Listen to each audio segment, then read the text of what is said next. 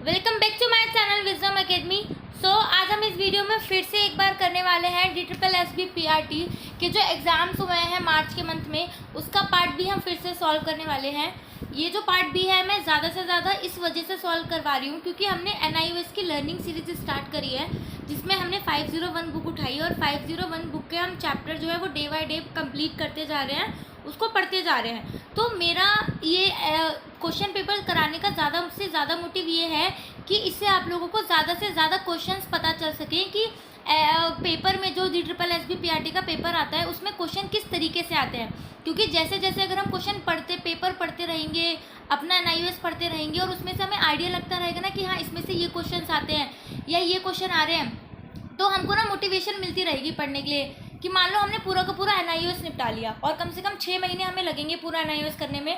हमने पूरा NIOS कर लिया लेकिन उसमें से क्वेश्चन किस तरीके से बन रहे हैं, कैसे क्वेश्चन बन रहे हैं, हमको कुछ पता ही नहीं है, तो हमारे को 6 महीने पढ़ने का फ़ायदा क्या है। बट मैं ज़्यादा से ज़्यादा क्वेश्चन इसलिए करा रही हूँ कि जब आप इन क्वेश्चन पेपर को पढ़ोगे तो मान लो आपने कम से कम 6 से 7 टॉपिक भी करे हुए हैं और उन 6 से 7 टॉपिक में 3 से 4 क्वेश्चंस भी पेपर में आ जाते हैं, तो ये आपको क्या होगा, मोटिवेशन मिलेगी कि हाँ भाई जो हम पढ़ रहे हैं ना वो ठीक है, वो ऑथेंटिक सोर्स है, उससे पेपर में क्वेश्चन बन रहे हैं। तो इससे हमें मोटिवेशन मिलती है ज़्यादा से ज़्यादा पढ़ने की कि हाँ हम सही रास्ते पर हैं, सही पढ़ रहे हैं, बस इसलिए। ठीक है, तो ज़्यादा टाइम वेस्ट नहीं करते, स्टार्ट करते हैं अपना फर्स्ट क्वेश्चन। तो पहला क्वेश्चन क्या है, किशोरों के लिए निम्नलिखित में से कौन सी आयु वर्ग है। तो आपको पता है टीनेज की एज कौन सी होती है, 12 से 18। बाकी ये तो आप ऑप्शन से भी आराम से बता देते। सेकंड है, बच्चा किस अवस्था में अपने फाइन मोटर स्किल का पूर्ण रूप से विकास करता है। तो जो बच्चे की बचपन वाली अवस्था होती है ना, 2 से 5 वाली स्टेज में बच्चा अपने फाइन मोटर स्किल का यूज़ करना सीख जाता है। फाइन मोटर स्किल्स होती है जो छोटे लेवल पे स्किल्स का यूज़ होता है ना, मतलब यूज़ तो उनका बड़े लेवल पे होता है पर जो छोटी स्किल्स होती हैं, फाइन स्किल्स, जैसे पेंसिल पकड़ पाना, पूरा पूरा हाथ चलाना तो बच्चा पहले सीख लेगा, बट उस हाथ के थोड़ा से पार्ट्स चलाना अलग अलग, उसको हम फाइन मोटर स्किल बोलते हैं। तो वो बचपन वाली स्टेज में आ जाती है, जैसे पेंसिल पकड़ लेना, बॉल पकड़ना या मट्टी, उंगली से मट्टी पर कुछ बनाना, ये फाइन मोटर स्किल्स होती है। ठीक है, नेक्स्ट है, बच्चा किस अवस्था में परिवार के सदस्यों को पहचानना और उनकी नकल करना सीखता है। देखो शैशवावस्था में तो बच्चा बस लेटा ही रहता है, हमें बस चेहरा देखता है, हंसता है, मुस्कुराता है, बस। प्रसव पूर्व अवस्था में तो हो ही नहीं सकता, जब बच्चा पैदा हुआ ही नहीं तो नकल कैसे करेगा। बाल्यावस्था में हाँ बच्चा हमारी नकल करके दिखाता है, जैसे हम करते हैं वैसे ही करेगा। मतलब कहते हैं ना कि अगर आप चाहते हो कि बच्चा ये करे तो आप उसको वो बोल कर नहीं करके दिखाओ, क्योंकि जैसा आप करोगे ना बच्चा सेम टू सेम वही करेगा, आपकी एज इट इज़ कॉपी करेगा। तो ये बच्चे 2 से 7 साल वाले बच्चे करते हैं, 2 से 5, 2 से 7 जो हमारा बाल्यावस्था बटा होता है ना, उत्तर बाल्यावस्था और पूर्व बाल्यावस्था, वो वाले बच्चे ज़्यादा करते हैं। तो बच्चों को अगर हमें कोई भी चीज़ सिखानी है तो हम खुद से करें पहले, तो परिवार के सदस्यों को पहचानने भी लगता है और उनकी नकल करना सीखता है बाल्यावस्था। अब एडल्ट, नेक्स्ट है एडल्ट वाले में तो करेगा नहीं कोई भी बच्चा, है ना। नेक्स्ट है, निम्नलिखित में से किस आयु को वृद्धावस्था व्यवस्था के परिभाषित किया जा सकता है। तो वृद्धावस्था तो हमारी गवर्नमेंट भी 60 पे मान लेती है, 60 पे हमको रिटायरमेंट देती है वो 60 साल की उम्र में, तो यही होगा इसका आंसर। नेक्स्ट है, ये निम्नलिखित में से कौन बुनियादी शिक्षा में महात्मा गांधी द्वारा दिए गए 3H में नहीं आता है। तो इसमें गांधी जी, पहले देखो समग्र, होलिस्टिक भी H है, बट गांधी जी ने बोला था कि हमको जो बेसिक स्किल सिखानी है ना बच्चों को, वो ऐसे सिखाओ कि मतलब बच्चे का सर्वांगीण विकास तो हो लेकिन बच्चा सिर्फ जॉब के ऊपर ना बैठे। मीन्स बच्चे को ऐसी स्किल सिखाओ जिसमें बच्चा आगे जा कर के कुछ ना कुछ कर ले, तो वो सर से रिलेटेड हो सकती है, मतलब हेड हार्ट हैंड है, हेड हार्ट हैंड, ये 3H थे गांधी जी के, जिसमें होलिस्टिक नहीं आता है। गांधी जी ने होलिस्टिक की बात नहीं करी है, समग्र की, बट इन तीनों की बात करी है, तो इसका आंसर होगा फर्स्ट। नेक्स्ट है, निम्नलिखित में से कौन सी किशोरावस्था की विशेषताओं में से एक नहीं है। ओके ठीक है, पर उससे परे आकांक्षाएं, भाई सही बात है, पता नहीं किशोरावस्था में तो क्या क्या सोचने लगते हैं। अवास्तविकता, बिल्कुल हमारे सपनों में, हमारी चीज़ों में अवास्तविकता होती है। माता पिता का अनुकरण करना, नहीं, इस उम्र में थोड़ी होती है, वो हम तो बचपन में करके आ चुके हैं ऑलरेडी। फिर है संवेगात्मक असंतुलन, यस बिल्कुल बहुत ज़्यादा असंतुलन रहता है, बहुत मतलब फीलिंग्स पे कंट्रोल नहीं होता। प्यार होगा तो वही बहुत ज़्यादा हो जाएगा, गुस्सा होगी तो भी बहुत ज़्यादा हो जाएगा, या किसी से नफरत होगी तो भी बहुत ज़्यादा हो जाएगी, मतलब इमोशनली बैलेंस नहीं रहता, डिसबैलेंस रहता है सब कुछ, क्या कब कैसे हो जाए नहीं समझ में आता। तो ये हमारा इसका आंसर होगा सी। नेक्स्ट है, which of the following is not the component of the cognition. Cognition का आपने पढ़ा हो अगर कंपोनेंट्स, तो आपको पता होगा थॉट, मेमोरी और लैंग्वेज, ये तीनों हमारे कॉग्निशन के पार्ट है। इसके बिना जो हमारी कॉग्निशन की या लर्निंग की प्रक्रिया है वो पूरी नहीं हो सकती। लैंग्वेज भी ज़रूरी है, मेमोरी ज़रूरी है, इवन कि विस्मरण, भूलना भी ज़रूरी है, फॉरगेटिंग भी ज़रूरी है, थॉट, बट रियलिज्म इसका आंसर नहीं है, तो इसका आंसर होगा ए। ठीक है, नेक्स्ट है which one of this is not the agent of socialization. Socialization का एजेंट नहीं है तो स्कूल बिल्डिंग। ठीक है, देखो अगर यहाँ पे स्कूल लिखा होता तो स्कूल तो बिल्कुल होता, क्योंकि सोशल सबसे ज़्यादा तो बच्चे स्कूल में रहते हैं, पेरेंट्स के बाद सबसे ज़्यादा बच्चे कहीं रहते हैं तो स्कूल में रहते हैं, वहाँ पे अपने फ्रेंड्स के साथ रहते हैं, सब कुछ तो वो है। बट यहाँ पे ना स्कूल बिल्डिंग है तो इस वजह से हम इसको नेग्लेक्ट कर सकते हैं, बाकी हम ऑप्शन से लगा लेंगे। फैमिली है, अब देखो फैमिली तो एजेंट है सोशलाइजेशन का, हमारा जो सोशलाइजेशन स्टार्ट होता है वो फैमिली से स्टार्ट होता है। नेक्स्ट है मास मीडिया। मास मीडिया में इतनी सारी सोशल मीडिया ऐप्स हैं, उनके थ्रू हम सोशल अपना बढ़ाते हैं, फेसबुक पे कितने फ्रेंड हैं उनसे बैठ के बातें करते हैं। नेक्स्ट है पीयर ग्रुप। पीयर ग्रुप से भी हमारा सोशलाइजेशन बढ़ता है, तो इसका आंसर होगा ए। नेक्स्ट है किस मनोवैज्ञानिक के अनुसार जीवन की वाली अवस्था को काम प्रसुप्ति अवस्था कहा जाता है। तो ये तो आपको बताने की जरूरत ही नहीं होगी, जहाँ पे ये काम प्रसुप्ति ऐसे वर्ड यूज हो जाते हैं वहाँ पे तो हमारे सिगमंड फ्राइड जी आते हैं। इनका मनो समलैंगिक वो जो है कितना फेमस है, तो सिगमंड फ्राइड इसका आंसर है। आपको शायद ऑप्शन देखने की भी जरूरत नहीं पड़ेगी इसमें। प्रारंभिक वाले अवस्था को किसमें भी माना जाता है, टॉय आयु, इसको ना टॉय एज भी बोला जाता है। टॉय एज मतलब देखो पहले बच्चा जब 2 साल तक का होता है ना तो उसको खिलौने का इतना कुछ नहीं होता कि मतलब खिलौने लाके दे दिए, पर खुद से थोड़ी ना खेलने के लिए भले अगर आप उसको चला दोगे तो ठीक है, नहीं तो नहीं। कभी खिलौने से खेल रहा है, कभी कुछ और देते तो वो ठीक है। बट ये जो प्रारंभिक की वाली अवस्था होती है ना 2 से 5, इसको हम टॉय एज बोलते हैं, क्योंकि इसमें बच्चों को खिलौने ला करके दो, इसमें बच्चे खिलौने से खेलना सीखेंगे और इसमें बच्चे खिलौनों का एज करना यूज़ करना जानेंगे।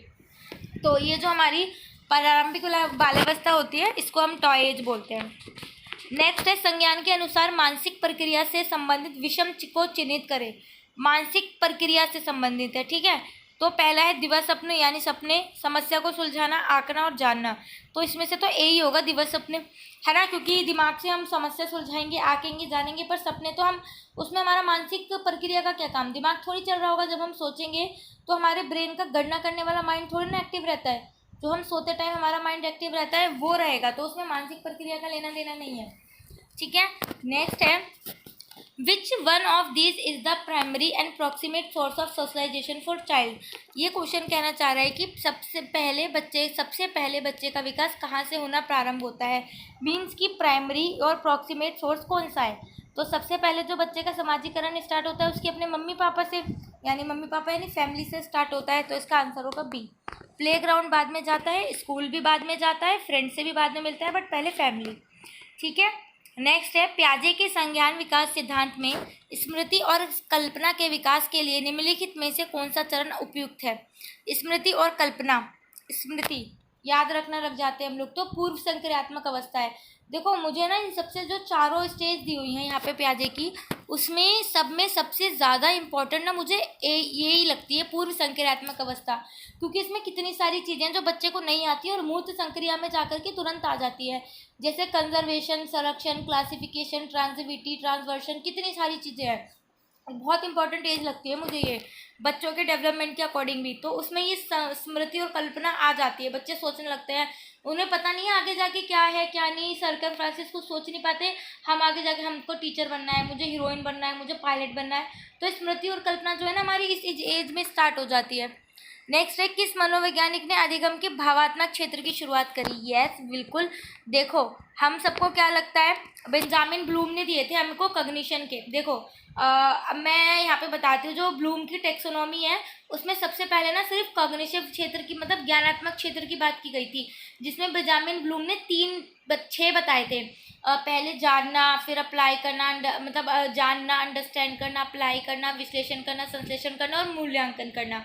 इसके बाद इसमें साइकोमोटर डोमेन जुड़ा और अफेक्टिव डोमेन जुड़ा। तो आपको पता है अफेक्टिव डोमेन किसी और ने दिया है और साइकोमोटर डोमेन किसी और ने दिया है, बट ये पूरा का पूरा अंदर बेंजामिन ब्लूम के अंदर आता है, इसलिए हम इस पूरे को ब्लूम टेक्सोनॉमी बोल देते हैं। अदरवाइज हमें पता होना चाहिए कि तीनों ही अलग अलग नाम से दिए गए हैं। तो ये जो भावात्मक क्षेत्र दिया है वो कृत बोहल ने दिया है, ठीक है। नेक्स्ट है, एरिक एरिक्सन को मनोसामाजिक विकास के सिद्धांत के अनुसार अतरंगता बनाम अलगाव किस अवस्था में शुरू होती है? तो ये हमारी युवा अवस्था में। ठीक है, ये मुझे कैसे याद है, क्योंकि इसमें ये होता है कि अगर हम किसी से इस एज में जुड़ जाते हैं ना, अच्छे से कनेक्ट हो जाते हैं, तो वो काफ़ी टाइम तक जुड़े रहते हैं, याद रहते हैं, या उसका हमारे ऊपर बहुत ज़्यादा फर्क पड़ता है। नहीं तो अलगाव मतलब मान लो किसी से थोड़ी सी भी दुश्मनी हो जाती है या थोड़ा सा भी मनमुटाव हो जाता है, तो बंदा ना वो हमारे ज़िंदगी भर के लिए हमारे मन पर नेगेटिव छाप छोड़ देता है। मतलब वो हमारे लिए लाइफ टाइम के लिए नेगेटिव हो जाता है। मीन्स कि जैसे बच्चे हैं, अभी लड़ेंगे तुरंत और 5 मिनट बाद भूल के खेलने लग जाएंगे, लेकिन इस उम्र में नहीं हो पाता वो। एक बार अगर दिल में बात लग गई ना, तो उसको जाते जाते या तो बहुत टाइम लग जाता है, या तो फिर वो चीज़ जाती नहीं है। बट ऐसी अगर हमें किसी के क्लोज आना होता है तो हम तुरंत आ जाते हैं। तो अगर हम ऑप्शन से देखें तो मध्यवस्था, परिपक्वता, युवावस्था, बाद की वाली अवस्था, तो इसको युवावस्था है, क्योंकि मध्यवस्था में हम थोड़े समझदार हो जाते हैं, हम स्मार्ट हो जाते हैं, अगर जिससे हमें काम होता है हम उससे फ्रेंडशिप करते हैं, अदरवाइज नहीं करते। ठीक है, नेक्स्ट है, देखो एरिक्सन से ही कितने क्वेश्चन आ रखे हैं। As per Erickson's theory of psychosocial development, at which stage individual task important steps and become responsible towards work and family। ये तो आपको पता ही है कि कौन सी स्टेज होती है जहाँ पे जो हम अपने परिवार के लिए रिस्पॉन्सिबल हो जाते हैं, इंपॉर्टेंट स्टेप्स ले सकते हैं पर्टिकुलर इंडिविजुअल के। तो ये वो स्टेज होती है जब हम जॉब करने लगते हैं और हम कमाने लगते हैं, जब हमारे पास पैसे आने लगते हैं, तो हम खुद ही अपनी परिवार की जिम्मेदारी ले लेते हैं। देखो ये ऑटोमेटिकली ना हमारे अंदर ही खुद को होता है। मान लो हमारे मम्मी पापा भी हमें पढ़ा रहे हैं, हम पढ़ रहे हैं, स्कूल जा रहे हैं, कॉलेज कर रहे हैं, उसके बाद जब जॉब लग जाएगी ना, तो खुद ही हमारे मन में आने लगेगा अपने आप ही, हमको किसी ने बोला नहीं है, भले ही हमारे घर में कोई पैसों की कमी ना हो या हम सब बढ़िया से काम कर रहे हैं, बट ये हमारे अंदर ही अपने आप आने लगेगा कि भाई अब मेरे लिए मेरे मम्मी पापा ने बहुत कर लिया, अब उन्हें आराम करनी चाहिए, मैं काम करूँगा या काम करूँगी, या मैं अब उनको पैसे दूंगा, अब मैं कमाऊँगा, या घर का सामान मैं लाऊंगा, या हर महीने 10,000 या 5,000 रुपये मैं घर में दूंगा। ये हमारे खुद अंदर ही होने लगता है। तो ये कौन सी एज होती है? जब ये आ जाते हैं, जब हम रिस्पॉन्सिबल हो जाते हैं हमारी फैमिली के लिए, हमारे वर्क के लिए। तो ये मिडिल एडल्टहुड होती है। एडल्टहुड 18 साल में हम एडल्ट हो जाते हैं, बट 18 से 25 साल की एज हम अपना करियर बनाने, जॉब ढूंढने, सेटल होने, सिक्योर होने, इन सब में निकाल देते हैं। बट इसके बाद की जो होती है ना, उसको मिडिल एडल्टहुड बोलते हैं। 25 के बाद वाली, वैसे एरिक्सन के अकॉर्डिंग ये 35 के बाद वाली है, बट 25 के बाद वाली एज में होने लगता है ये मिडिल एडल्टहुड। 25 साल के बाद ऐसा होने लगता है अपने आप ही। किसने मनोप्रेरक डोमेंसन को 7 स्तरों में विभाजित किया? मैंने आपको बताया था ना, अभी देखो 2 क्वेश्चन पहले ही डिस्कस किया था हमने। मैं उसमें भी बोलने वाली थी कि जो साइकोमोटर डोमेन जिसने दिया है ना, उसमें भी देखो इसका नाम है उस ऑप्शन में, बट मैंने बोला नहीं क्योंकि आप कंफ्यूज हो जाते हो। उसमें आपने पढ़ा था डोमेन, अफेक्टिव डोमेन के बारे में, भावात्मक। अब आप मनोप्रेरक यानी साइकोमोटर डोमेन के बारे में पढ़ लो। तो इसने साइकोमोटर डोमेन इसने दिए हैं और इसने ही 7 पार्ट में उसको डिवाइड करा है, 7 स्टेप्स बताए हैं उसके। तो वो सिम्पसन है, सिम्पसन ने करा है ये। ठीक है, नेक्स्ट है, निम्नलिखित में से कौन सा एरिक्सन के मनोसामाजिक विकास सिद्धांत में स्वायत्तता के सामने शर्म में मूल गुण है? हाँ, आपको पता है, आपको बताने की ज़रूरत नहीं होगी क्योंकि साइकोलॉजी तो आप अच्छे से करके बैठे हो। और ऐसा नहीं है बेटा कि NIOS में है, NIOS अगर हमें पढ़ना है तो हमें साइकोलॉजी नहीं करनी।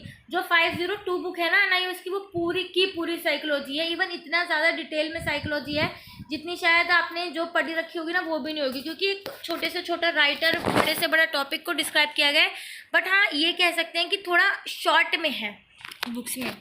निम्नलिखित में से तो इसमें क्या है, स्वायत्तता के सामने शर्म, तो ये इच्छा हो, क्योंकि हर एक स्टेज की इसकी कुछ है, मतलब dash versus dash, freedom versus shame है ना, इन्फेंटिव वर्सेस शेम, कुछ ऐसे करके। और हर एक का कुछ ना कुछ है कि मतलब इसके अंदर क्या सबसे ज़्यादा हमारे जागरूक होता है। तो इस वाली स्टेज में सबसे ज़्यादा इच्छा होती है। ठीक है, नेक्स्ट है, समाजीकरण निम्न में से संबंधित है? पाठ्य पुस्तकों से नहीं, रटने से नहीं, रचनात्मक आंकलन में स्कोर करने से नहीं, संस्कृति और समाज से समाजीकरण हमारा संबंधित है। एक बच्चे का प्राथमिक समाजीकरण निम्न में होता है। तो देखो, तो क्वेश्चन रिपीट हो गया इसी में, पहले डिसिप्लिन में भी था, दूसरे में भी है। तो बच्चे का समाजीकरण जो स्टार्ट होता है वो उसके परिवार से स्टार्ट होता है सबसे पहले। नेक्स्ट है, प्राचीन काल में निम्नलिखित में से किस स्थान पर शिक्षा प्रदान की जाती थी? तो ये तो जो हमने NIOS की पहली बुक पढ़ी थी, पहली ही क्लास की मेरी दूसरी तीसरी लाइन होगी। जब हमने वीडियो पढ़नी स्टार्ट करी है तो NIOS की पहली क्लास की तीसरी लाइन है कि सबसे पहले शिक्षा जो है वो गुरुकुलों में दी जाती थी। ठीक है, नेक्स्ट है, the word curriculum is derive from which of the following language? जो करिकुलम वर्ड है वो लैटिन से लिया गया है। ठीक है, आमतौर पर सहकर्मी समूह के सदस्य निम्न के होते हैं। समान आयु के, ऑब्वियसली जो सहकर्मी हैं साथ में जो काम करने वाले हैं वो एक समान उम्र के होते हैं। रंग, लंबाई, आर्थिक स्थिति सेम नहीं होती, बट आयु अप्रॉक्स सेम रहती है। 1882 के भारतीय शिक्षा आयोग को डैश द्वारा नियुक्त किया गया था। तो 1882 में लॉर्ड रिपन था, लॉर्ड रिपन। अगर आपको याद हो तो सबसे पहले लॉर्ड मेयो के टाइम में जनगणना हुई थी। उसके बाद जो जहाँ से लगातार वाली जनगणना स्टार्ट हुई तो वो लॉर्ड रिपन के ही काम टाइम में हुई थी और वो 1881 से स्टार्ट हुई थी, है ना। तो यहाँ से आप यहाँ पे दिमाग में रख सकते हो कि उस टाइम पे कौन सा वहाँ का वाइसराय था। तो लॉर्ड रिपन था 1881 के आसपास, 82 के आसपास। तो इस तरीके से भारतीय शिक्षा आयोग को लॉर्ड रिपन ने करा था। नेक्स्ट है पाठ्यचर्या विकास के हिल्डा तथा मॉडल का दूसरा नाम क्या है। तो इसका दूसरा नाम है आधारभूत क्षेत्र उपागम। ये एनआईओएस में से ही है, इसको पढ़ेंगे तो हमें आ जाएगा। नेक्स्ट है which of the these is not the approach to curriculum development. तो रियलिज्म अप्रोच है बट अनरियलिज्म अप्रोच नहीं है। तो अनरियलिज्म इसका आंसर है। बाकी बिहेवियरल अप्रोच भी है, ह्यूमनिस्टिक अप्रोच भी है, सिस्टम अप्रोच भी है और रियलिज्म अप्रोच है, ना कि अनरियलिज्म। ठीक है, अनरियलाइज्म। नेक्स्ट है महिला आरक्षण बिल का उद्देश्य निम्नलिखित में से एक को छोड़कर है। बेहतर समान समाज की ओर कदम उठाना, यस, बढ़िया बात है। प्रतिनिधित्व में से अधिक विविधता, हाँ सही बात है। महिलाओं को सशक्त बनाना, बिल्कुल। पुरुषों की सत्ता और सम्मान को कम करना, नहीं नहीं नहीं। देखो भाई, हम महिलाओं को आरक्षण दे रहे हैं, महिला सशक्तिकरण कर रहे हैं, महिला आरक्षण बिल निकाल रहे हैं, बट इसका कतई मतलब ये नहीं है कि हम पुरुषों को सम्मान देना कम कर दें या पुरुषों की इज्जत कम है, नहीं भाई। पुरुष और महिला दोनों बराबर हैं, सबको एक समान अधिकार दो, दोनों ही बराबर हैं। ठीक है, नेक्स्ट है बोर्ड शिक्षा प्रणाली में छात्रों को उच्च स्तर की शिक्षा में प्रवेश पाने के लिए किसका पालन करना पड़ता था। तो ये उपसंपदा अनुष्ठान का पालन करना पड़ता था। ये हमारा एनआईओएस की 501 के फर्स्ट चैप्टर में से ही है, तो हमने पढ़ रखा है, ये उपसंपदा अनुष्ठान का है। ठीक है, नेक्स्ट है समाजीकरण प्रक्रिया को प्रभावित करने वाले कारकों में शामिल है अंतर परस्पर क्रिया, मानसिक क्षमता, आध्यात्मिक क्षमता या लिंग रूढ़ियाँ। लिंग रूढ़ियाँ भी नहीं आएंगी, कैसे प्रभावित करेगा, कौन प्रभावित करेगा, तो अंतर परस्पर क्रिया ही तो करेगी। समाजीकरण, अगर अच्छी क्रिया होगी तो हम अच्छे बनेंगे, नहीं तो हम बेकार हो जाएंगे। कहते हैं ना संगति, मतलब संगति का क्या मतलब होता है, संगति, संगति संगति। तो जैसे हमारे साथ लोग होंगे हम वैसे ही गति करेंगे। अब वो अच्छी डायरेक्शन में जाएंगे तो हम भी, और अगर वो गलत डायरेक्शन जाएंगे तो हम भी गलत में जाएंगे। तो ये हमको अंतर परस्पर क्रिया ज़्यादा इफेक्ट करेगी बजाय इन कंपैरिजन टू इन तीनों में। मानसिक क्षमता का समाजीकरण से क्या लेना, आध्यात्मिक क्षमता का क्या लेना। लिंग रूढ़ियाँ बिल्कुल प्रभावित कर सकती हैं बट अंतर परस्पर क्रिया ज़्यादा करेगी। ठीक है, देखो अभी ये तो मैंने कितने अच्छे से याद करवा रखा है। मैंने एक वीडियो बनाई थी ये लर्निंग डिसेबिलिटीज़ पर, तो उनको बताने याद करने की ट्रिकें भी बता रखी कि हम इसको किस तरीके से याद रख सकते हैं। तो देखो पहला क्वेश्चन है, निम्नलिखित में से कौन सा शब्द उन लोगों के लिए प्रयोग किया जाता है जिन्हें लिखने में समस्या होती है। तो लिखना यानी कुछ भी लिखते हैं तो ग्राफ टाइप बनाते हैं, ग्राफ भी हाथ से बनाते हैं, तो ग्राफ यानी डिस्ग्राफिया। तो लिखने वालों के लिए डिस्ग्राफिया। बोली जाने वाली भाषा और संचार कौशल से संबंधित विकलांगता, जहाँ बच्चे को संचार में समस्या का सामना करना पड़ता है। देखो इस चीज़ के लिए भी मैंने बताया था, जहाँ पे हमें बोलना है, कुछ भी बोलना है ना, मुंह से आवाज़ निकालिए, हमको बोलना पड़ेगा, तो फेस करना पड़ेगा, फेस करना पड़ेगा, फेजिया, फेस हमें कुछ चीज़ें फेस करनी पड़ेंगी, फेस से फेज और फेजिया, डिसफेजिया। तो यानी कि जहाँ पे भी बच्चे को बोलना पड़ेगा, बोलने में बच्चे को प्रॉब्लम आएगी, कम्युनिकेट नहीं कर पाएगा, तो डिसफेजिया होता है। नेक्स्ट है, इनमें से कौन सा समावेशी शिक्षा का प्रमुख गुण है।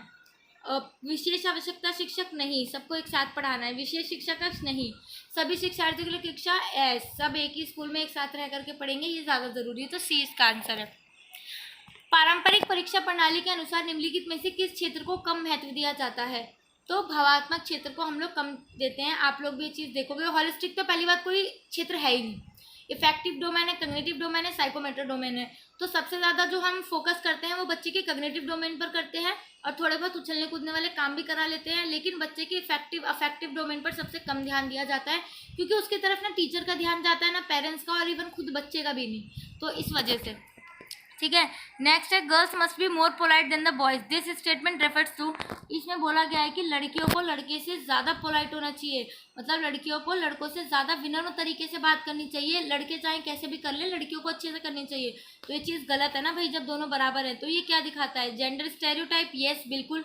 सोशल लेवल नहीं, सुपरस्टिशन, बायनेस भी है, बट ये जेंडर स्टेरियोटाइप से कि हम उनको जेंडर में डिवाइड कर दिया, लड़का को नहीं लेकिन लड़की को। बायनेस तो ये है, पर बायनेस ये होगा कि मतलब हम किसी एक के फेवर में ज़्यादा रहें, बट ये जेंडर स्टेरियोटाइप्स है, क्योंकि इसमें बॉयज़ को कुछ नहीं लेकिन गर्ल्स को करना पड़ेगा, कि मतलब बॉयज़ तो बॉयज़ है कोई नहीं, बट तुमको आराम से बोलो। तो ये दिक्कत वाली बात है। ठीक है, नेक्स्ट है, आप पठन में निम्नलिखित में से कौन सी कठिनाई प्रबल होती है। आप पठन यानी कि आप पठन, पढ़ने में दिक्कत आ रही है ना बच्चे को, तो पढ़ने में ही दिक्कत होगा। नेक्स्ट है वैदिक सभ्यता के दौरान शिक्षा को निम्न माना जाता था। ज्ञान का स्रोत, जल धनुष्मा तो वैसे भी नहीं हो सकता, ज्ञान का स्रोत होगा। विच of the following is an important factor of curriculum achievement? Timely completion of course नहीं, पॉपुलरिटी ऑफ करिकुलम नहीं, ऑब्जेक्टिव और को करिकुलर एक्टिविटीज ओनली। यहाँ पे ओनली लग गया, नहीं तो ना को करिकुलर एक्टिविटीज भी अच्छा हो सकता है, इंपॉर्टेंट फैक्टर बन सकता है करिकुलम अचीवमेंट का, बट यहाँ पे ओनली लगा दिया। तो ऑब्जेक्टिव जो है इंपॉर्टेंट फैक्टर है करिकुलम अचीवमेंट के, जो हमने ऑब्जेक्टिव बनाया और हमने उसको पूरा करा, तो ये सबसे ज़्यादा मतलब है बढ़िया, वजनदार है। ठीक है, नेक्स्ट है रॉल्फ टायलर के अनुसार पाठ्यचर्या निम्नलिखित में से कौन सा महत्वपूर्ण नहीं है? तो आप लोगों ने भी पढ़े होंगे कि हमारी जो शैक्षिक प्रक्रिया है 3 चरणों से होकर के गुजरती है। जो पूरी शैक्षिक प्रक्रिया है, पहले तो शैक्षिक अनुभव, मूल्यांकन, उद्देश्य, वैसे ही ऐसे होती है, उद्देश्य, अनुभव और मूल्यांकन। मतलब पहले हम उद्देश्य सेट करते हैं, फिर अनुभव होता है, फिर हम उसका मूल्यांकन करते हैं। तो ये जॉन डीवी ने भी दी थी और इसी तरीके से रॉयल टॉफ्टन ने मॉडल भी दिए। तो इसमें से कौन सा महत्वपूर्ण नहीं है? तो आधारिक संरचना महत्वपूर्ण नहीं है। बस किसी भी शैक्षिक प्रक्रिया में उद्देश्य, अनुभव और मूल्यांकन तो होने ही होने चाहिए। 3 चीज़ें मस्ट हैं, इनके बिना पूरी नहीं हो सकती है प्रक्रिया। नेक्स्ट है शिक्षा शब्द की उत्पत्ति थी, ये भी लैटिन शब्द से ही हुई है। निम्नलिखित में से किस मार्ग से बौद्धों ने निर्माण प्राप्त किया? तो अष्टांगिक मार्ग थे। अष्टांगिक मार्ग इन्होंने 8 मार्ग दिए हुए हैं बौद्धों ने की, मतलब कुछ नाम नहीं याद मुझे, बट इनके 8 हैं और नाम भी बड़े टफ से हैं, थोड़े से, मतलब याद नहीं होते जल्दी से। तो 8 अष्टांगिक मार्ग है वो उन्होंने निर्माण प्राप्त करने के लिए। Language is the ability to teach, indicate, completion of curriculum, तीनों ही, और कम्युनिकेट, चारों ही चीज़ें जरूरी है। टीच करने के लिए भी तो लैंग्वेज चाहिए, डिक्टेट करने के लिए भी चाहिए, कंप्लीशन ऑफ करिकुलम उसके लिए भी चाहिए। बट इसमें से अगर हम बेस्ट आंसर के साथ जाना चाहें तो वो कम्युनिकेट होगा, क्योंकि जब सबसे पहले हम कोई भी करिकुलम या लैंग्वेज सीखते हैं तो उससे सबसे पहले हम कम्युनिकेट ही तो करते हैं, बोलना ही तो सीखते हैं, इसलिए इसका फर्स्ट आंसर होगा। ठीक है, नेक्स्ट है language acquisition device was given by. Language acquisition device किसने दिया? चोमस्की ने, तो सबको ही पता है, तो बी आंसर होगा। ठीक है, नेक्स्ट है निम्नलिखित में से कौन सा कारक भाषा के विकास को प्रभावित नहीं करता? देखो, व्यक्तित्व तो करेगा कि हमारी पर्सनैलिटी किस तरीके की है। मान लो मैं जैसे हिंदी बोलने में मेरे को कोई प्रॉब्लम नहीं है, लेकिन मैं इंग्लिश बोलने में मुझे प्रॉब्लम होती है, तो ऑब्वियसली ये मेरी पर्सनैलिटी को प्रभावित करेगा ना कहीं ना कहीं कि मतलब मुझे इंग्लिश बोलनी नहीं आती, तो जहाँ इंग्लिश बोलना होगा मैं थोड़ा शेम सा फील करूँगी या कुछ भी, तो ये होगा। स्वायत्ता बनाव शर्म, इसमें जो है ये जो एज होती है बच्चे की 0 से 2 साल की है, तो 0 से 2 साल में बच्चे को जब बोलना ही नहीं आएगा तो ये भाषा विकास को प्रभावित कैसे करेगा? क्योंकि बच्चे का तब तक लैंग्वेज डेवलपमेंट तो हुआ ही नहीं हुआ है। पारिवारिक संबंध भी बच्चे के भाषा विकास को प्रभावित करते हैं कि मान लो अगर किसी के घर में खूब गालियाँ गलौज दी जाती हैं तो बच्चा भी वही सीखेगा, बट अगर किसी बच्चे के घर में बहुत अच्छे से बात करी जाती है तो सेम वो भी यही सीखेगा। इस तरीके से साथियों के साथ संबंध, ये तो हम पढ़ ही चुके हैं, संगति वाला असर है ना, तो इसका आंसर होगा बी। नेक्स्ट है what is the way by which students who are visual learners can easily understand mathematics? जो बच्चे देख सकते हैं तो उसके लिए सबसे ज़्यादा बेनिफिशियल कौन सा तरीका होगा? रिमेंबरिंग, याद रखना, टेक्स्ट बुक नॉलेज या पिक्टोरियल प्रेजेंटेशन? तो ऑब्वियसली अगर जब बच्चे देख सकते हैं, अगर हम उनको पिक्चर के थ्रू ज़्यादा प्रेजेंट करेंगे तो उनको ज़्यादा अच्छे से समझ में आएगा। ठीक है, नेक्स्ट है भाषा सीखने की संरचना पद्धति में शामिल नहीं है। संचार विधि, व्याकरण अनुवाद विधि, ऑडियो भाषा विधि, मुहावरे। तो देखो, संरचनात्मक पद्धति क्या होती है? जिसके थ्रू ना हम सेकेंड लैंग्वेज सिखाते हैं बच्चों को। तो हमें क्या करना है, सबसे पहले तो बच्चों को ग्रामर ही दे देते हैं, ग्रामर की बुक और ग्रामर के रूल हटवा देते हैं। हम कभी भी बच्चों को ये नहीं बताते इसका अपनी डेली लाइफ में कैसे यूज़ करो, या हमको बच्चे को बोलना नहीं सिखाते कि इसको बोलना कैसे है, बस हम बच्चे को ग्रामर रटवाने लगते हैं। वर्ब याद कर लो, टेंस याद कर लो, सर्वनाम, संज्ञा, विशेषण याद कर लो, लेकिन उसका यूज़ करना कभी नहीं बताते, या इनका कहाँ यूज़ होता है वो कभी नहीं बताते। तो बच्चा कभी भी लैंग्वेज बोलने में ना, इसलिए बच्चे को दूसरी लैंग्वेज बोलने में बहुत दिक्कत आती है, बट पहली लैंग्वेज बच्चा आसानी से सीख लेता है क्योंकि उसकी संरचना अलग तरीके से होती है। तो इसमें यही क्वेश्चन पूछा हुआ है कि भाषा सीखने की संरचना पद्धति में शामिल नहीं है, तो संचार विधि शामिल नहीं है। व्याकरण अनुवाद विधि, ऑडियो भाषा विधि और मुहावरे सब होते हैं, बट संचार विधि नहीं होती। नेक्स्ट क्वेश्चन है which of the following language skills consider are active skills. मतलब कि हमारी जो देखो 4 स्किल्स होती हैं, listening, speaking, writing and reading. तो इसमें से पूछा है कि कौन सी एक्टिव स्किल्स है, मीन्स कि किन स्किल्स में हमको बिल्कुल एक्टिव रहना पड़ता है। तो वो है स्पीकिंग एंड राइटिंग, क्योंकि देखो जब हम कुछ भी राइट करेंगे तो लिख रहे हैं ना, हम एक्टिव हैं। बट हम जब रीडिंग करेंगे तो हम वो साइलेंट रह के भी कर सकते हैं, या फिर जब हम लिसनिंग करेंगे तो हम बिल्कुल चुप रहते हैं, मतलब कुछ एक्टिवनेस नहीं हो भी सकती है और नहीं भी। बट जब हम कुछ स्पीक कर रहे हैं तो भी हम एक्टिव हैं, और जब हम लिख रहे हैं तब भी हम एक्टिव हैं। तो स्पीकिंग एंड राइटिंग हमारी एक्टिव स्किल्स होती हैं। ये 503 बुक में से है। मूक प्रणाली तकनीक का प्रयोग किस विधि में किया जाता है। तो प्रत्यक्ष विधि में मूक प्रणाली का प्रयोग किया जाता है। नेक्स्ट है स्वरों के प्रयोग के सिद्धांत को निम्न में के माध्यम से सर्वोत्तम तरीके से सिखाया जा सकता है। जो स्वर के प्रयोग है ना हमारा, ये भी हम 503 में पढ़ेंगे कि जो आगमन विधि और जो निगमन विधि होती है, इसके थ्रू हम स्वर सबसे ज़्यादा यूज़ करके सिखा सकते हैं बच्चों को। Which is the most difficult skill of language development. जब भी हम बच्चों को देखो लैंग्वेज डेवलपमेंट सिखाते हैं तो पहले हम सिखाते हैं listening, speaking, writing and reading, है ना, LSWR और RW। पर हमारे स्कूल में क्या करते हैं, पहले ना बच्चों को लिखना सिखाते हैं और पढ़ना बाद में। जबकि होना ऐसा चाहिए कि हम बच्चों को पहले पढ़ना सिखाएं फिर लिखना सिखाएं, क्योंकि बच्चा जब पढ़ पाएगा तभी तो बच्चा लिख पाएगा।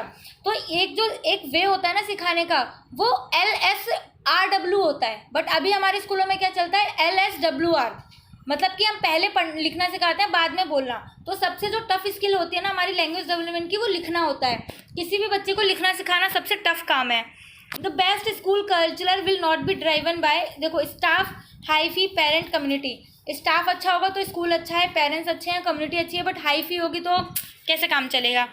निम्नलिखित में से कौन सा आईसीटी का उपयोग नहीं है। तो आईसीटी देखो इंफॉर्मेशन एंड कम्युनिकेशन टेक्नोलॉजी, तो शिक्षा, प्रशासन, कला, ये सभी ठीक है, बट रटना आईसीटी का प्रयोग नहीं है, क्योंकि हम आईसीटी में देख के सीखते हैं। निम्नलिखित में से कौन सा प्राथमिक बच्चों में संख्यात्मक कौशल विकसित करने की आदर्श तकनीक नहीं है। तो बच्चों को क्लासिफिकेशन करना आएगा, छटाई करना आएगी, आदेश देना आएगा, ठीक है, बट रटना तो मैथ के लिए क्या किसी भी सब्जेक्ट के लिए अच्छा नहीं है, मैथ्स में रटने का तो कोई काम ही नहीं है।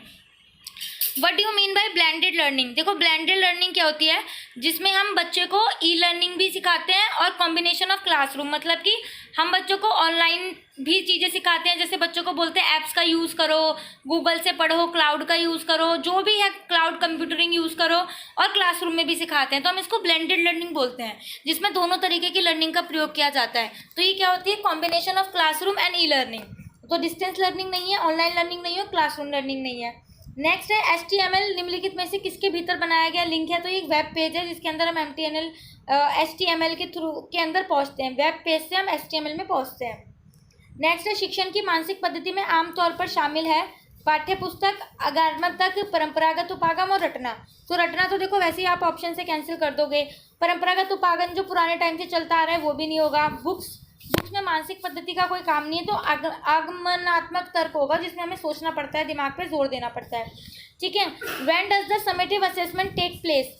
जब हमारे बच्चों का समेटिव असेसमेंट क्या होता है। देखो समेटिव असेसमेंट पहली बात होता क्या है, समेटिव असेसमेंट होता है, हम कहते नहीं बच्चों का SA1 है, SA2 है।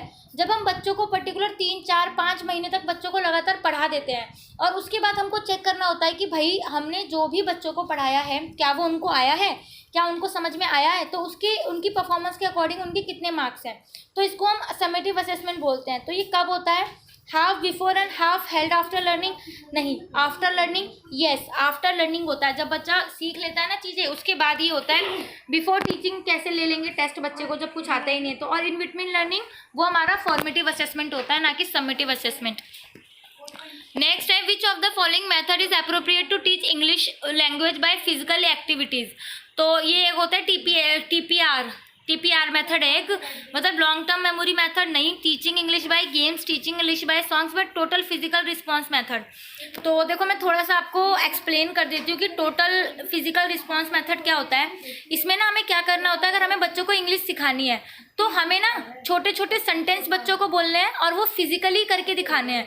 तो बच्चे को पता ही नहीं है कम क्या होता है, गो क्या होता है, तो बच्चा कैसे करेगा। जैसे मैं बच्चे को बोलूँगी गेट आउट या सिट डाउन, स्टैंड अप, तो बच्चे को पता ही नहीं है स्टैंड अप क्या होता है, गो क्या होता है, कम क्या होता है, तो बच्चा कैसे रिस्पॉन्स करेगा, क्योंकि इंग्लिश तो लैंग्वेज उसके लिए न्यू है। तो अगर हमें इंग्लिश सिखानी है ना, तो हम total physical response method use करते हैं, जैसे कि मुझे और इसमें हम छोटे छोटे सेंटेंस यूज़ करते हैं, बहुत बड़े नहीं। अब जैसे मुझे बच्चे को बोलना है सिट डाउन, तो मैं हाथ की तरफ इशारा करूंगी सिट डाउन, मतलब ऐसे करूंगी कि बैठ जाओ, तो बच्चा को ये नहीं पता सिट डाउन का मतलब क्या है, बट वो मेरा फिजिकल रिस्पॉन्स जो है ना बैठ जाओ, उससे समझ के बैठ जाएगा। तो नेक्स्ट टाइम जब आप बोलोगे ना सिट डाउन, तो बच्चे को आपके फिजिकल रिस्पॉन्स की जरूरत नहीं पड़ेगी, बच्चा खुद बैठ जाएगा। अब जैसे मैं बोलूंगी do you want to drink water, तो मैं ऐसे बोतल की तरफ या पानी पीने वाला इशारा करूंगी। गो देयर तो जाओ की तरह इशारा करूंगी। स्टैंड अप तो खड़े होने का इशारा करूंगी। ये होता है, ठीक है। नेक्स्ट है शिक्षा में आईसीटी के अनुप्रयोग में शामिल है। आईसीटी क्या हो सकता है, चार्ट पेपर नहीं, वीडियो कॉन्फ्रेंसिंग, हाँ वीडियो कॉन्फ्रेंसिंग आईसीटी का पार्ट है। पाठ्य पुस्तक और नोट्स बनाना नहीं है, तो बी इसका आंसर है। नेक्स्ट है the first large scale implementation of internet technologies in a complex environment of many independently operated network was, ये बहुत सारे नेटवर्क थे, नेट करके वो हमको पढ़ना पड़ेगा, तो इसका आंसर है NSF/NET, ठीक है। नेक्स्ट है निम्नलिखित में से कौन सा प्राथमिक स्तर पर गणित पढ़ाने का सही तरीका नहीं है। देखो ये भी रिपीटेड क्वेश्चन है और इसका आंसर भी यही है, रटना, कि बच्चों को हमने रटना नहीं सिखाना है, बाकी सब करवा सकते हैं बट रटना नहीं सिखाना हमने बच्चों को। इसमें कितने सारे क्वेश्चन के आंसर तो रटना ही है। नेक्स्ट है व्यावसायिक वोकेशनल और कौशल कार्यक्रम के संबंध में नई नीति कब स्कूल शुरू की गई थी, तो ये 2020 में आई है। आपको पता है नई शिक्षा नीति आई है, इसमें हमने क्या करना है, बच्चों को पढ़ाई के साथ साथ काफ़ी सारी चीज़ें सिखानी है, जैसे कि लड़कियों के लिए ब्यूटी पार्लर, मेकअप, मेहंदी, सिलाई, कढ़ाई, बुनाई, जिसमें भी बच्चों का इंटरेस्ट है, और संस्कृत और इन सब के अलावा कोई और बहुत सारी लैंग्वेज, इंटरनेशनल लैंग्वेज जैसे फ्रेंच, चाइनीज़, जर्मनी, जो लैंग्वेज वो सीखना चाहें या जो उनको कोडिंग करनी है, कोडिंग सिखानी है, तो ये सारे कार्यक्रम जो है स्कूल में चालू हो रहे हैं, तो ये 2020 से हुआ है। नेक्स्ट है कौन सा प्राथमिक स्तर पर पर्यावरण अध्ययन का सबसे अच्छा तरीका नहीं है, तो सहकारी अधिगम तो अच्छा है, साथ में पढ़ा रहे हैं, अच्छे से पढ़ा रहे हैं, ठीक है। नेक्स्ट है चौक एवं वार्ता विधि, और चौक एवं वार्ता विधि, अच्छा कि बच्चों को चौक से लिखा और बताओ तुम बताओ ऐसे करा, तो ये तरीका अच्छा नहीं है। सहयोगात्मक उपागम भी अच्छा है, गतिविधियों द्वारा शिक्षण भी अच्छा है। देखो चौक और वार्ता विधि हमारा ना ट्रेडिशनल मेथड है, बट बच्चों को पढ़ाने का सही तरीका नहीं है ये। मतलब ईवीएस अगर हम ऑप्शन से कंपैरिजन करें तो बी जो है थोड़ा सा नेगेटिव चला जाएगा, बाकी ऑप्शन तो ये भी ठीक है, क्योंकि हम पढ़ाते तो बच्चों को आज ऐसी है ना ब्लैक बोर्ड और चौक के थ्रू, तो पर और तीनों के कंपैरिजन में ये थोड़ा सा फीका पड़ रहा है, इसलिए बी आंसर है। विद्यालय में कौशल और व्यावसायिक पाठ्यक्रमों के पीछे मुख्य क्या विचार है, तो ये क्या करना है, हमने बच्चों को सिर्फ पढ़ाई के अंदर नहीं घुसाना, हमने बच्चों का होलिस्टिक डेवलपमेंट करना है, समग्र विकास करना है, कि बच्चा हर एक चीज़ में आगे बढ़ सके, हर एक चीज़ में सीख सके, ठीक है। नेक्स्ट है how to teach solar system to grade 3rd student, एक 3rd स्टूडेंट को, क्लास के स्टूडेंट को हम जो है सोलर सिस्टम कैसे सिखाएंगे। तो सोलर सिस्टम देखो पहले सबसे अच्छी तकनीक क्या हो सकती है सोलर सिस्टम सिखाने की, देखो चॉक एंड टॉक मेथड तो बच्चों को क्या समझ में आएगा, नहीं होगा। डिस्कशन मेथड भी हो सकता है, इंटरव्यू मेथड का कोई रोल नहीं है, बट यहाँ पे थीमेटिक अप्रोच चलेगी। तो देखो थीमेटिक अप्रोच क्या होती है, थीम हम बच्चों को क्या करेंगे अपनी क्लास में ना थीम में डिवाइड कर देंगे, मतलब कि थीम बनाएंगे, या तो उसमें रोल प्ले करवा लेंगे, या किसी बच्चे को पृथ्वी बना दिया, किसी बच्चे को शुक्र बना दिया, किसी बच्चे को बृहस्पति बना दिया, और उनको बोलेंगे कि जाओ तुम इसके बारे में और नॉलेज इकट्ठी करके आओ और तुमको यहाँ पे आके बताना है कि मैं बृहस्पति हूँ, मेरे ऐसे काम है। तो इससे क्या होगा, ये थीमेटिक अप्रोच होती है, तो ये सबसे बेस्ट है बच्चों के लिए। नेक्स्ट है निम्नलिखित में से कौन सा एनसीईआरटी द्वारा प्रस्तावित पाठ्यचर्या का व्यवहारिक उद्देश्य नहीं है, तो रटकर याद करना, पता नहीं कितने सारे क्वेश्चन के आंसर इसमें रटकर याद करना है, किसका पेपर रहा होगा, कितना लकी होगा वो, तो रटकर याद करना एनसीईआरटी का उद्देश्य नहीं है। नेक्स्ट है उच्च स्तर पर सामाजिक विज्ञान पाठ्यचर्या की योजना इस प्रकार होनी चाहिए, परंपरागत उपागम नहीं, रटना नहीं, मूल्यांकन उद्देश्य भी नहीं, नौकरी उन्मुख व्यावसायिक पाठ्यक्रम की, मतलब इस तरीके से व्यावसायिक पाठ्यक्रम होना चाहिए कि बच्चों को उसके बाद नौकरी मिल सके, वो कुछ अपना कमा के खा सके, ठीक है। नेक्स्ट है कला शिक्षा का कार्यक्षेत्र निम्न पर केंद्रित है, संज्ञान उत्तेजना, भावात्मक डोमेन, समग्र विकास और अधिक सौंदर्यवादी, तो होलिस्टिक विकास पर है, क्योंकि तभी तो हम कला शिक्षा घुसा रहे हैं, ठीक है। नेक्स्ट करो बेटा, नेक्स्ट भी ऐसे ही करना है। How to teach fraction to primary class students, आपको बच्चे को फ्रैक्शन सिखाना है प्राइमरी क्लास को, तो कैसे सिखाओगे, ठीक है। तो टेक्स्ट बुक मेथड नहीं, रोड लर्निंग मतलब वही रट के सीखना नहीं, चॉक एंड टॉक मेथड नहीं, picture presentation of different species, देखो आपने भी अगर आपकी बुक में पढ़ोगे 5वीं क्लास में है ये फ्रैक्शन, तो बच्चों को क्या सिखाते हैं, रोटी के टुकड़े करके सिखाते हैं, रोटी के टुकड़े कर दिए, और फिर पिज़्ज़ा है, पिज़्ज़ा को 4 पार्ट में डिवाइड कर दिया, तो एक टुकड़ा ले लिया तो कितना फ्रैक्शन बचा, 1/4 ले लिया, बचा कितना है 3/4। तो ऐसे ही सिखाते हैं, ठीक है। नेक्स्ट है, निम्नलिखित में से कौन सा विषय में कला का मुख्य केंद्र बिंदु नहीं है? रटना नहीं है, ठीक है, सभी इंद्रियों का उपयोग करना है, लंबी कल्पना है, बेहतर प्रतिधारण भी है, बट रटना नहीं है, ठीक है। नेक्स्ट है, निम्नलिखित में से कौन सा विद्यालयों में सामाजिक कौशल को बढ़ावा देने का तरीका नहीं है? पूरा अधिगम अच्छी बात है, बच्चों को आपस में मिलजुल के खेलना सिखाओ, विद्यालय में अच्छा प्रदर्शन करो। सामाजिक बहिष्कार करो, नहीं, सामाजिक बहिष्कार क्यों करना है? तो ये तो हम नहीं चाहते कि बच्चे लोग बहिष्कार करें, आंदोलन करें, धरना करें, तो ये सही नहीं है। तो सी इसका आंसर होगा। बाकी सामुदायिक भागीदारी अच्छा है। According to CBSE which of the following classes focus on skill program? Yes, ये भी बहुत एक इंपॉर्टेंट क्वेश्चन है। ये जो स्किल प्रोग्राम है 2020 से शुरू हुआ है, तो इसमें कौन सी क्लास पे फोकस करना है? तो ये जो हमारे स्किल प्रोग्राम है ना, ये 6th क्लास से स्टार्ट होंगे। मीन्स कि 6th क्लास तक से बच्चों को चॉइस दी जाएगी कि भाई आपको कौन सा स्किल प्रोग्राम ज्वाइन करना है, और ये टोटली बच्चों के ऊपर होगा। बच्चे ब्यूटी पार्लर चुने, इवन लड़के भी चुन सकते हैं, कोई प्रॉब्लम थोड़ी है। सैलून चुने, कंप्यूटर चुने, कोडिंग चुने, वो सिर्फ बच्चों के ऊपर है। तो ये 6 से लेकर 12th क्लास तक के लिए प्रोवाइड है सारे कोर्सेज। नेक्स्ट है, according to NCF 2005 which of the following is not the best way to engage learner in environmental studies? Environmental studies में बच्चों को ज्वाइन करने का क्या सबसे अच्छा तरीका नहीं है? तो technical jargons, learner centre activity, thematic approach और कंस्ट्रक्टिविज्म। देखो, लर्नर सेंटर एक्टिविटी तो अच्छी बात है, बच्चों के ऊपर ही ध्यान देके पढ़ना है, तो बच्चों को तो मौज आ जाएगी। अगला है थीमेटिक अप्रोच, भी बहुत अच्छी हम पढ़ चुके हैं। कंस्ट्रक्टिविज्म भी अच्छी बात है, बट टेक्निकल जार्गन मतलब कि हम टेक्निकली बच्चों को एनवायरनमेंट से कैसे रिलेट कर पाएंगे अगर हम टेक्निकल का यूज़ करें तो ए इसका आंसर होगा, ठीक है। नेक्स्ट है, if you want to teach parts of plants in classroom which technique should you follow? इसमें आपसे पूछ रहे हैं कि अगर आप अपनी क्लास में प्लांट उगाना चाहते हो, मतलब बच्चों को प्लांट के बारे में सिखाना चाहते हो, कौन सी तकनीक अपनाओगे? सॉरी, फर्स्ट है शो चार्ट पेपर, बच्चों को चार्ट पेपर सिखाओगे। लाइव स्मॉल प्लांट, बच्चों को एक सामने ला करके प्लांट दिखाओगे, है ना। पावर पॉइंट प्रेजेंटेशन या draw parts of plant on boards. तो देखो, शो चार्ट पेपर तो कोई यूज़ है नहीं, बट 3 बड़े असरदार हैं। देखो, अगर हम बच्चों को पावर पॉइंट प्रेजेंटेशन दिखाएंगे तो बच्चे 3D से सीखेंगे। Live parts, draw parts of plant on board, तो ये भी अच्छी बात है, बट सबसे अच्छा होगा कि बच्चों को लाइव हम एक स्मॉल प्लांट ला करके दिखा रहे हैं, तो ये ज़्यादा इफेक्टिव होगा, ठीक है। नेक्स्ट है, according to Vygotsky which of the following helps in self regulation of the child? तो वाइगोत्स्की की मैंने आपको बताई थी, इसने 3 तरीके की स्पीच दी थी, social speech, private speech and interpersonal speech. Egocentric speech ये पियाजे ने दी है। तो इसमें पूछा है कि सेल्फ रेगुलेशन के लिए कौन सी हेल्प करती है? तो इसमें प्राइवेट स्पीच हेल्प करती है बच्चे की।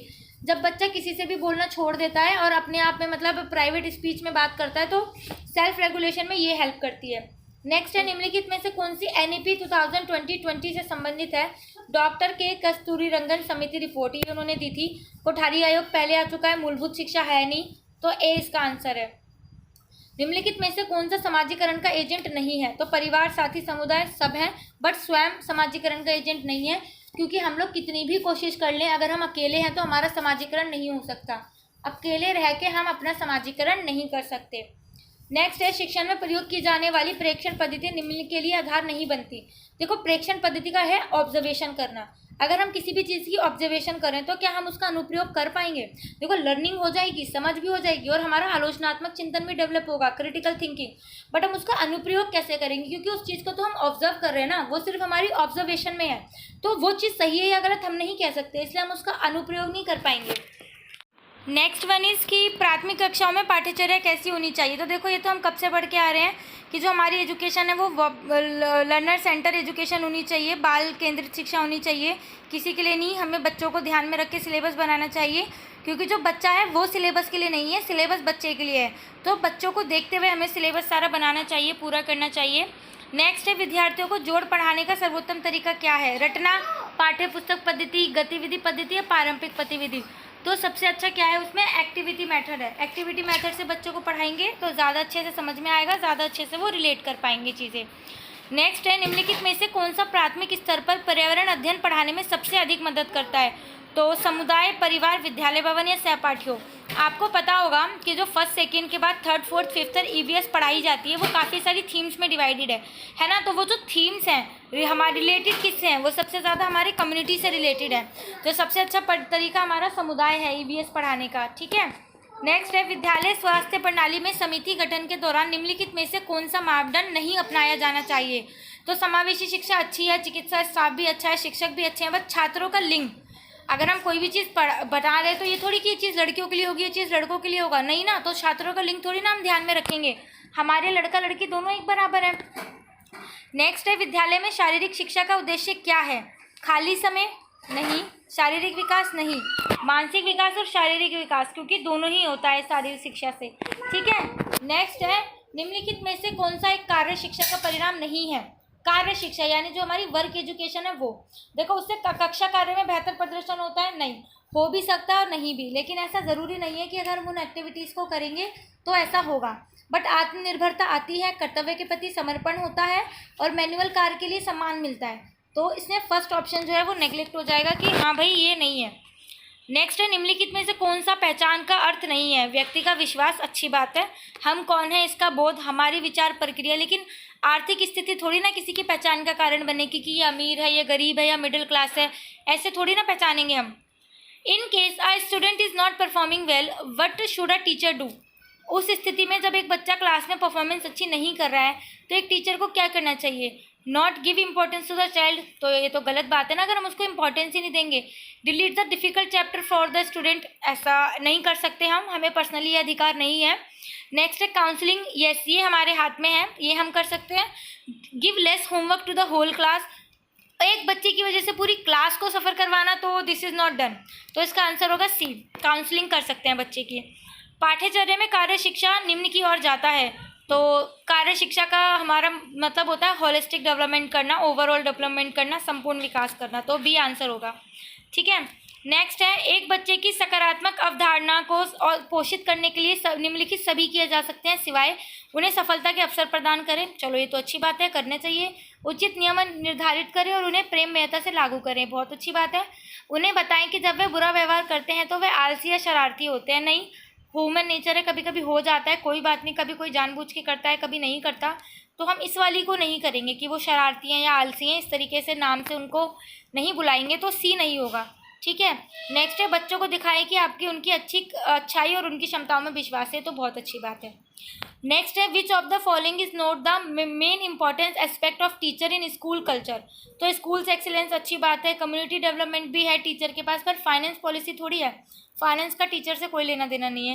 Holistic development of the children, ये तो भाई टीचर को ही करना है, तो फाइनेंस पॉलिसी इसमें नहीं आएगा। विद्यार्थियों में यौवनारंभ की अनुमति आयु कितनी होती है? 12 से 18 वर्ष, 12 से 19 वर्ष की होती है, 12 से 19 वर्ष की होती है, जो टीनेज वाली एज होती है वो, ठीक है। नेक्स्ट है, हम कोविड-19 जैसी परिस्थितियों में छात्रों के बीच समाजीकरण कैसे विकसित कर सकते हैं? विद्यालय परिसर में छात्रों के लिए साप्ताहिक कक्षाएं, नहीं भाई, स्कूल जब बंद है तो हम कैसे स्कूल खोल लेंगे? पीटीए बैठकें भी नहीं कर सकते, समय के बाद भी नहीं मिल सकते, वर्चुअल बैठक कर सकते हैं, ये हमारे हाथ में है कोविड-19 जैसी सिचुएशन में, क्योंकि मिलना तो बिल्कुल कैसे भी नहीं, दूर ही रहो भैया। नेक्स्ट है, आपके अनुसार विद्यालय में बाल स्वास्थ्य के लिए आप कौन सी गतिविधि तरीका अपनाते हो? बाहरी गतिविधियाँ, भीतर खेले जाने वाले खेल, ऑनलाइन गेम, या फिर इससे अच्छा है दोनों ही खिला लो ना, भीतरी और इंडोर, तो ये बेस्ट ऑप्शन है, दोनों खिला लेते हैं। नेक्स्ट है, which of the following is not the criteria for effective implementation of work education in school, जो हमारी वर्क एजुकेशन है उसका इफेक्टिव इम्प्लीमेंटेशन नहीं है, तो टीचर ओरिएंटेशन अच्छी बात है, scheme of the year, available funds, ये भी अच्छी है। Selection of activity and instant, मतलब कि हर पर्टिकुलर बंदे को देखते हुए सिलेक्ट करना एक्टिविटी, तो ये अच्छा क्राइटेरिया नहीं है, ठीक है।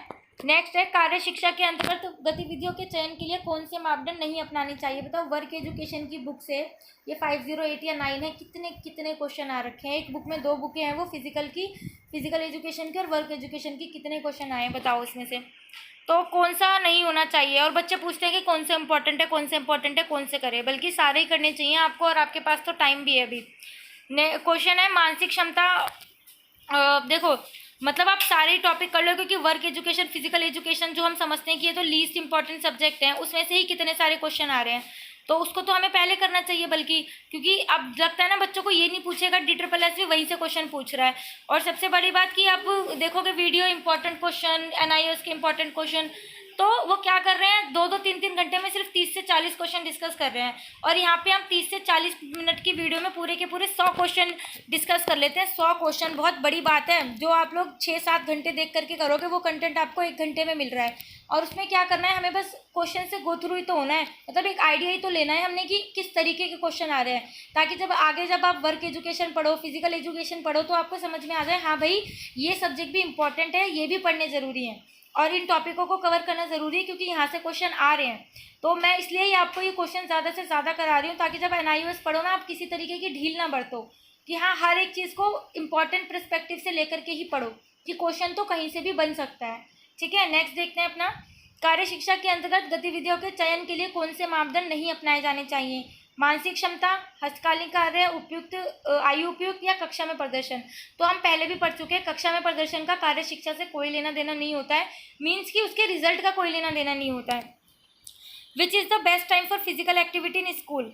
असेंबली टाइम नहीं, जाते ही बच्चों को थोड़ी खिलाएंगे। After class hours, before class work, in between period slot. Period slots के बीच में फिजिकल एक्टिविटी कराएंगे तो बच्चे फिजिकली ज़्यादा एक्टिव हो जाएंगे। ठीक है, विद्यालय शिक्षा कार्यक्रम निम्न को बढ़ावा नहीं देता। यौन शिक्षा हम पढ़ाते हैं, शारीरिक स्वास्थ्य भी पढ़ाते हैं, लेकिन रिंग रूढ़ियाँ नहीं पढ़ाते। लड़कियाँ ये करो, लड़के वो करो, नहीं, रिंग धारणाएं नहीं बनवाते हम। मानसिक स्वास्थ्य भी हम पढ़ाते हैं। नेक्स्ट है, शिक्षक के सेवा शिक्षण प्रशिक्षण की अवधारणा में शामिल नहीं है। स्तर शिक्षण सहायक सामग्री का उपयोग करना, कौशल उन्नयन कार्यक्रम, कार्यशालाएं, अतिरिक्त प्रयासों के लिए प्रोत्साहन। तो देखो, जब हमने अभी पढ़ा था, सर्व शिक्षा अभियान ने चलाया था शिक्षकों के लिए प्रशिक्षण, उसमें बच्चे एज अ टीचर का जो इंसेंटिव होता था 500 रुपये दिया जाता था, तो लास्ट वाला भी है। NCERT जो है कार्यशालाएं चलाता है, सेमिनार कराता है, वेबिनार कराता है, इनको करने के लिए NCERT लेवल पर होता है ये। कौशल उन्नयन कार्यक्रम चलाए जाते हैं। जो स्थिर शिक्षण सहायक सामग्री है ना, उसका हम टीचिंग के उसमें यूज़ नहीं कर सकते, क्योंकि वो तो स्थिर है ना, तो एक जगह से दूसरी जगह कैसे ले जाएंगे, जबकि सेमिनार तो बहुत जगह जगह होते हैं, तो इसलिए इसका आंसर होगा ए।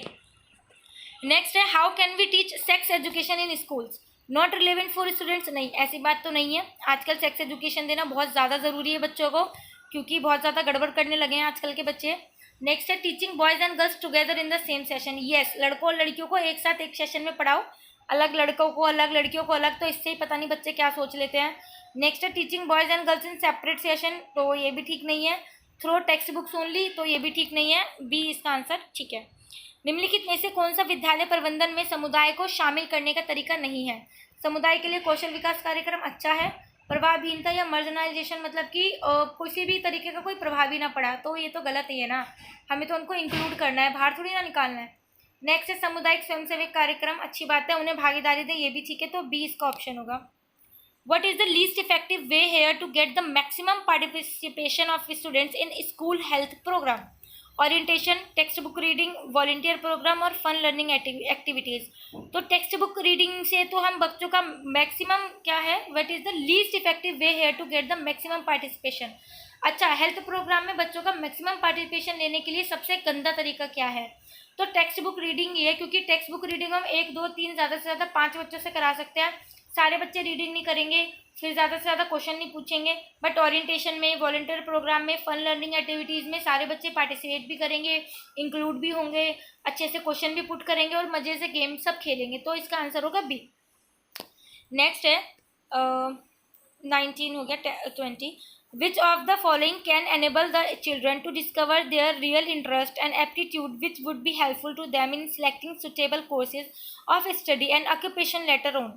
तो ऐसा कौन सा सब्जेक्ट है जो बच्चों को बताता है कि भाई उनका रियल इंटरेस्ट किस में है, मतलब उनका रियल इंटरेस्ट या एप्टीट्यूड किस में है, जिससे वो अपने जब 12th के बाद या जब कभी भी इन फर्दर फ्यूचर उनको यूज़ करना हो, स्टडी चुनना हो या ऑक्यूपेशन चुनना हो, तो वो किस में चुने जाके, मतलब कि ये सब्जेक्ट उनको हेल्प करता है कि आज के जाके वो अपनी स्टडी के लिए क्या चूज़ करे, उनका इंटरेस्ट किस में है।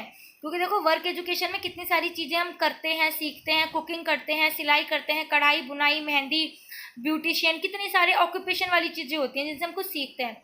तो वर्क एजुकेशन ही एक ऐसा सब्जेक्ट है जिसके थ्रू हमें पता चलता है कि हमारा इंटरेस्ट किस में है, क्योंकि हमारा इंटरेस्ट जिसमें होगा हम ज़्यादा से ज़्यादा वो एक्टिविटीज़ करना चाहेंगे, है ना। तो इससे हमारा इंटरेस्ट भी डेवलप होता है और हमें ये हेल्प मिलती है कि सुटेबल कोर्स चूज़ कर सकें हम अपनी स्टडी के लिए और ऑक्यूपेशन के लिए बाद में। ठीक है, so that's and now let's sum up. So now let's sum up. Okay, I hope आपको वीडियो पसंद आई होगी। ये जो वीडियो में थे इतने ही 100 क्वेश्चन है वो कंप्लीट हो गए हैं।